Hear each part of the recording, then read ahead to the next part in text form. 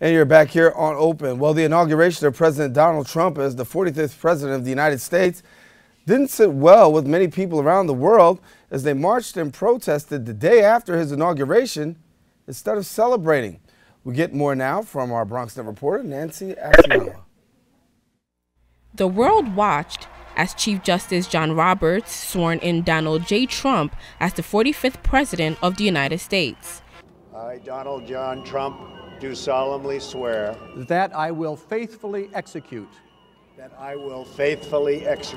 the office of President of the United States. The office of President of the United States. The next day, more than 2 million people around the world, mostly women and some celebrities, protested the new U.S. president. As one president said goodbye, another said hello, and the world, well, they had a lot to say.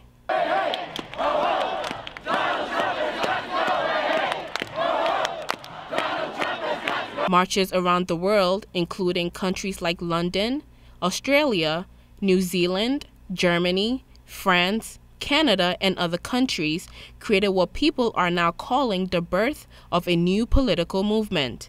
Here in the United States, more than 600 sister marches took place in New York, Chicago, Los Angeles, and Boston.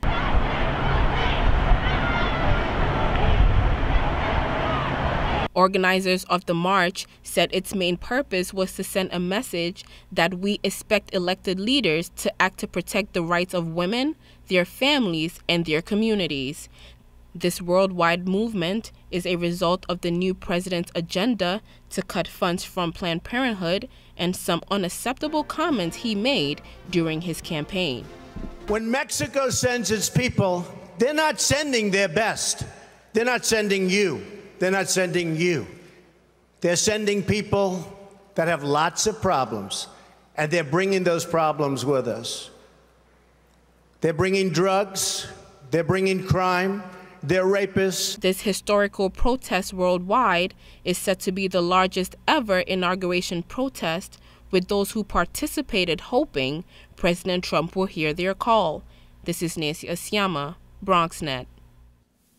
And thank you, Nancy. Among the many New Yorkers who protested in front of Trump Towers was New York State Senator of the 31st Senate District, Marisol Alcantara, who was arrested during the celebration, or I should say the demonstration. She's now joining us on the phone to actually share a little bit about the event and her arrest. And we thank you, State Senator, for sharing with us.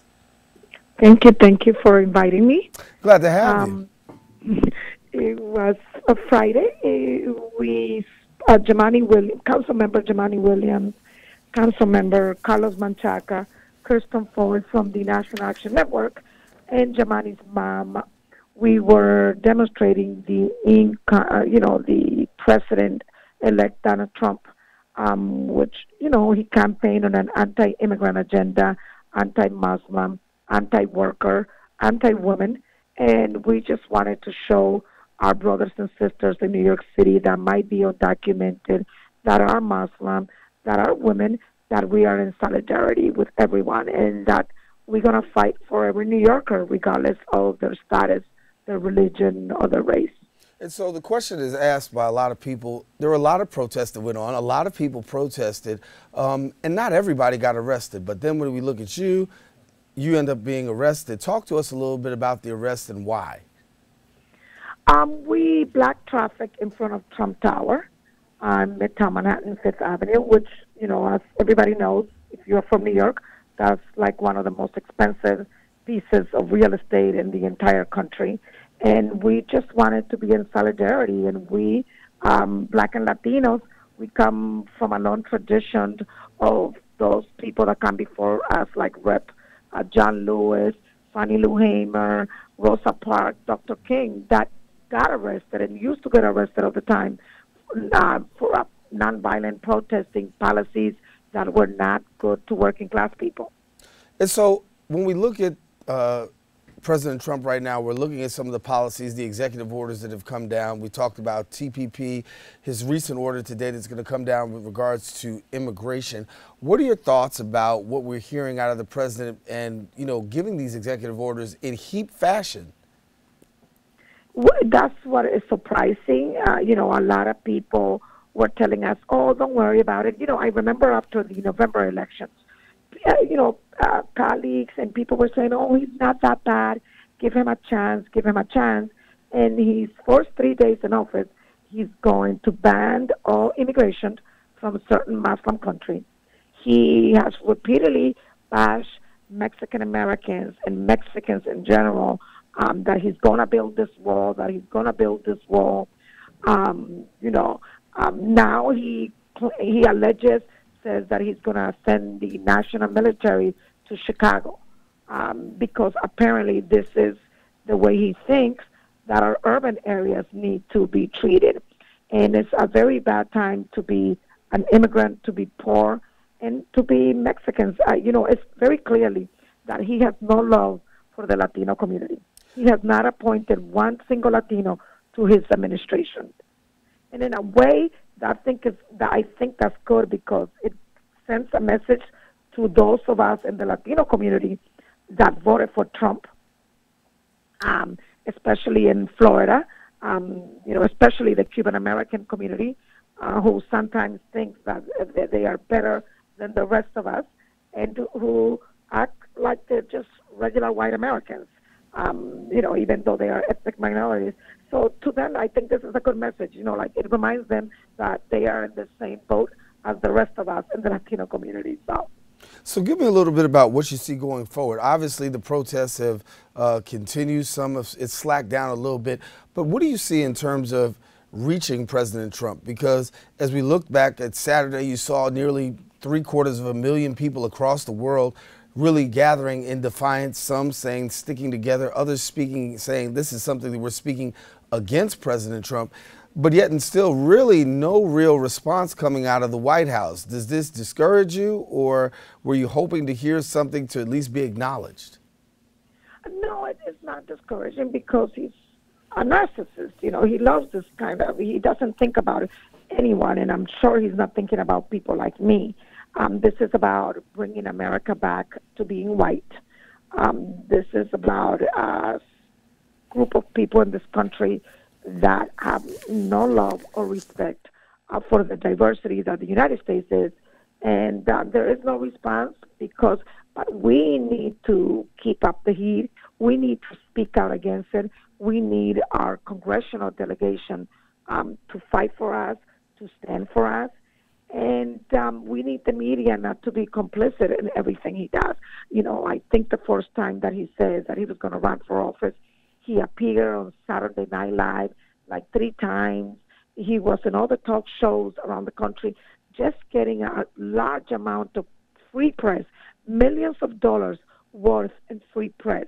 And because everybody thought that it was a joke, he was a celebrity, and now, Jesus Christ, he's the President of the United States of America. I think we need to keep putting pressure on him, on his administration. I think that the way the Democratic Party, we need to change. There's a huge divide in our party. I went to the Women's March on Saturday, and I saw a lot of signs about abortion and our right to choose. But for a lot of working class white women and a lot of Latinas and African Americans, we as feminists and as women, we have other issues. We want to know, are you going to stand with us when our sons and husbands are getting killed by the police? Are you going to stand with us when we are getting paid way less, not only than a white man, but a white woman?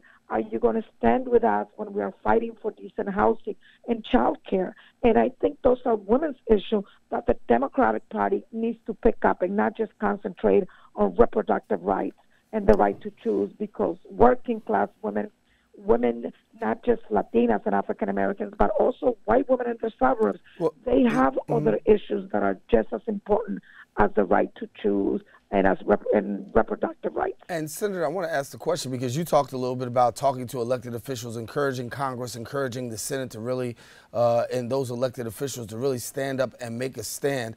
As a state senator representing the 31st District, what is your message to your constituents, given the face of what's going on over these last few days? We